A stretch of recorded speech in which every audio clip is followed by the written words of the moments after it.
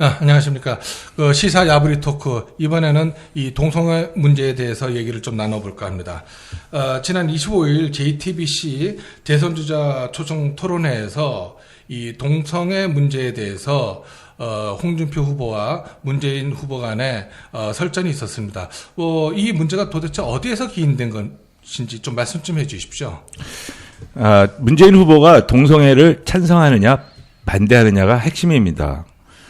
이날 문재인 후보는 동성애는 반대한다고 분명히 얘기했습니다. 네. 그렇지만 또 오늘 문재인 후보는 또 말을 번복했습니다. 네. 군대에서는 안 되지만 사회에서는 해도 된다 이렇게 또 말을 번복했어요.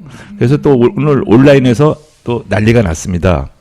그렇다면 문재인 후보는 과연 동성애를 찬성하느냐 반대하느냐 이걸 우리가 살펴볼 필요가 있습니다.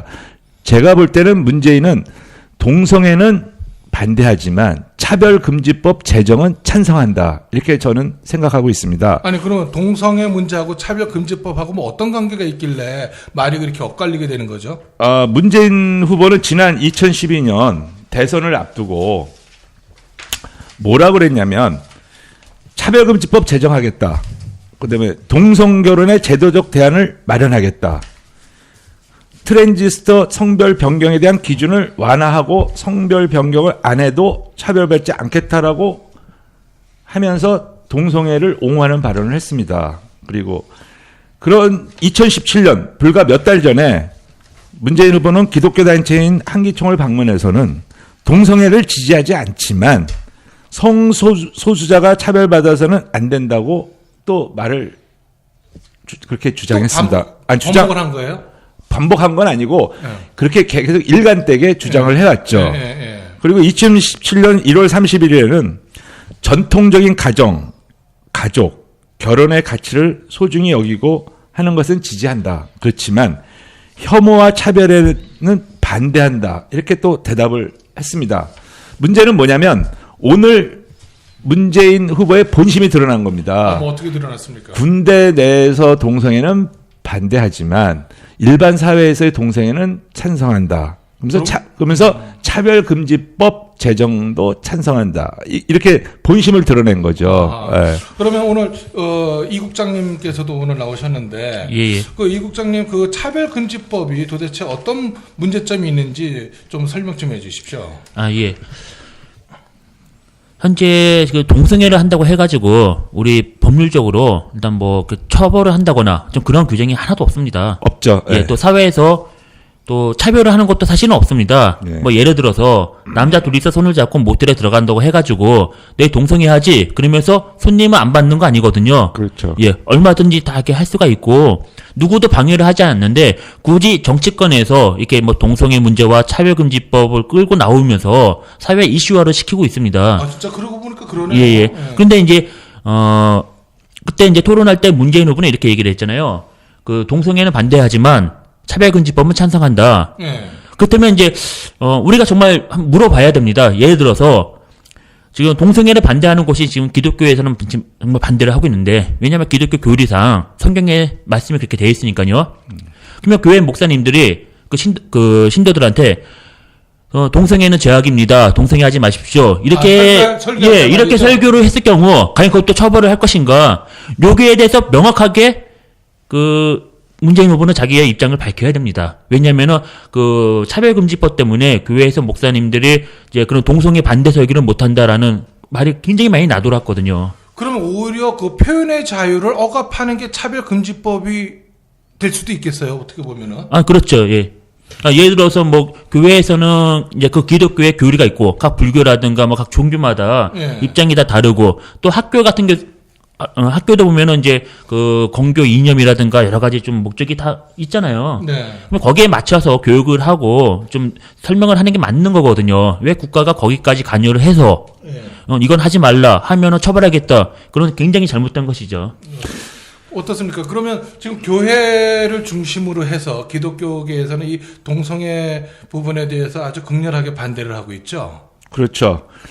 지난 2014년도에 박원순 시장이 서울시 인권 조례를 만들려고 했었죠. 인권조례의 핵심은 아까 얘기한 대로 성소수자 보호였습니다. 그래서 기독교 단체에서 엄청나게 그 분노를 해가지고 결국은 그거를 무산시켰습니다. 그 이후 기독교 단체의 영향으로 인해서 박원순 시장의 대선 후보 지지율이 계속 떨어져가지고 결국은 10%를 넘지 못하고 이번 1월 달에 대선 출마를 포기하는 사태가 벌어졌습니다. 차별금지법은 뭐냐? 아까 우리 이 국장이 말씀을 잘 해주셨는데 거기에 더 한 가지 더 덧붙인다면 교과서에 동성애를 비하하고 혐오하는 글을 게재하면 안 됩니다. 그것도 차별금지법에 적이 되는 상황입니다. 그리고 동성애 관련 그림이나 이런 것들이 광고로도 나올 수 있다는 얘기인가요? 그렇죠. 그렇죠. 그거를 만약에 선수막에 부착을 했는데 그걸 비판하면은 차별금지법에 위반되는 겁니다. 아하. 그리고 또 한 가지 동성 간 결혼도 합법화되는 거죠. 그러면 이 동성애 뭐 흔히 저쪽에서는 성소수자라고 얘기를 하는데 이 동성애 관련되는 사람들이 이 차별금지법을 이용을 해서 오히려 동성애를 일종의 합법화한다는 그렇게 이해를 하면 되겠습니까? 그렇죠. 예. 근데 사실은 합법화보다 더 무서운 것이 있습니다. 뭐냐면은, 아까 이제 말씀 잘 해주셨는데, 교과서에 뭐 동성애를 차별하는, 그러니까, 비판하거나 혐오스럽게 표현하면 안 된다고 했는데, 사실 원칙을 따지고 보면은, 동성애 자체를 언급을 해서는 안 되는 거예요. 이게 비정상이 그러니까 정상적인 게 아니잖아요. 그렇긴 하죠. 예. 그렇다면은, 뭐, 우리 교과서라든가, 뭐, 언론이라든가, 뭐, 그 문화 콘텐츠, 그 예술 콘텐츠, 또 이런 정치인들이 자꾸 동성애 합법화, 동성애 해도 된다라고 강요할 필요도 없어요. 그냥 무시하고 가면 되는 겁니다. 동성애를 하는 사람들 그 개인의 자유에 맡기고, 다만 사회에서는 권장하지 말자 이렇게 나서야 되는데 왜 자꾸 교과서에다가 동성애도 뭐 좋다는 식으로 표현을 하려고 하고, 정치인들이 나서서 막 권장을 하고 막 축제도 열고 그래서는 안 되는 거거든요. 그렇다면 비정상을 정상처럼 보이게 해서는 안 된다는 그런 말씀이 되겠군요. 그렇죠, 예. 그러면은 이것 외에 지금 기독교 쪽에서는 그 동성애에 대해서 극렬하게 반대하는 이유 중에 그러면은 그 기존에 나왔던 이야기 외에 뭐 또 추가적으로 하실 말씀이 있으신가요? 기독교에서 반대하는 것은 이제 하나님의 뜻에 반하는 짓이라고 생각하기 때문에 그렇겠죠. 오늘 홍준표 후보도 그 충남 서산에서 동성애를 처벌하겠다 그랬어요. 그 왜 그러냐? 기자가 왜 그러냐니까 하늘에 반하는 짓이기 때문에. 천륜을 벗어난다. 네, 그렇죠. 그러니까 결국 천륜에 벗어나기 때문에 동성애도 반대하고 동성 간 결혼도 반대한다. 분명히 얘기를 했습니다. 근데 사실 우리가 이 동성애를 통해서 발생되는 사회 문제가 참 많이 있습니다. 근데 그렇죠, 우리가 예. 그걸 우리가 언론에서 보도를 안 해서 그렇지 참 많이 있었어요. 작년에도 인천에서 살인 사건이 하나 있었습니다. 어떤 살인 사건이죠? 그 젊은 남자가 나이 든 남자를 죽인 사건이 있었어요. 그것도 뭐 흉측하게 그렇죠. 그거구나. 그것도 바로 동성애자 간의 시기와 질투심에 발생된 살인 사건입니다. 그게 언론에서 자세하게 보도가 안 됐는데 결국은 동성애자 간의 시기 질투심에서 발생된 사건이었습니다. 그렇죠. 그리고 또 우리가 동성애자 그러면은 제일 먼저 떠오르는 것이 에이즈 아닙니까, 그죠? 그렇죠. 그 에이즈 부분은 지금 후보자 간에 그렇게 크게 부각되지는 않았는데 이 동성애와 에이즈 관련해가지고 좀 설명 좀 하나 해주십시오. 예. 지금 에이즈 관련해서는 지금 에이즈 환자들은 정부에서 국민 세금으로 이렇게 그 약이라든가 이런 거 치료를 해주고 있습니다. 근데 이제 우리가 이제 에이즈 환자가 좀 급격하게 늘어나고 있는데 그 원인 중에 하나가 가장 큰 원인이 동성애에서 발생되고 있다. 그러면 그 동성애로 인해서 우리 아이들이 에이즈에 걸리고 또 국가에서 세금을 들어가지고 그 돈을 보태주고 있고 그런 악순환이 계속되고 있는 것이죠. 보니까 그런 얘기도 있어요. 그 에이즈가 확산되는 것 중에 하나는 동성애자들끼리만 그렇게 또 한다면 모르겠는데 이 동성애를 했던 사람들 중에 또 이성 간의 성교를 통해서 그렇게 또 확산된다는 이야기가 있더라고요. 그렇죠.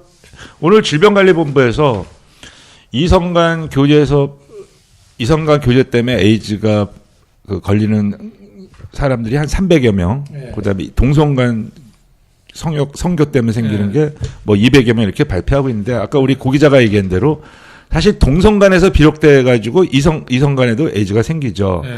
그리고 아까 또 우리 이 국장이 얘기한 대로 1년에 들어가는 치료 비용이 800만 원이 넘어요. 네. 그걸 정부에서 다 무상으로 제공해주고 있어요. 네. 그러면 지금 우리 통계에 의하면 한 3만 명 정도로 추산하고 있습니다. 에이즈 환자를. 그러면 3만 명에 그 800만 원이면 얼마입니까? 그건 큰 문제죠. 그러니까 그 돈을 동성애자를 설득하는 아까 고 기자가 얘기했는데 비정상을 정상화로 하는 그런 비용으로 쓴다면 우리 옛날에 예산도 절약되고 또 사회도 건전하게 돌아가지 않을까 이렇게 생각합니다. 네, 지금 여러 가지 좋은 말씀 해주셨는데 이제 마무리 차원에서 한 말씀씩 좀 부탁드리겠습니다. 예. 이제 차별금지법, 참 이게 저는 핵심이라고 봅니다. 이 차별금지법을 통해서 각 개인이 갖고 있는 종교적인 신념이라든가 사상, 이념, 이런 부분을 국가에서 억압을 하겠다는 것이거든요. 우리가 과거에 그 이승복 어린이 그 사건 기억이 나실 겁니다. 나는 공산당이 싫어요. 네, 그렇죠. 사실상 차별금지법에 의해서 살인을 당했어요. 이제 그렇게 처벌을 하겠다는 것입니다. 그러니까 싫다고 했다가 예.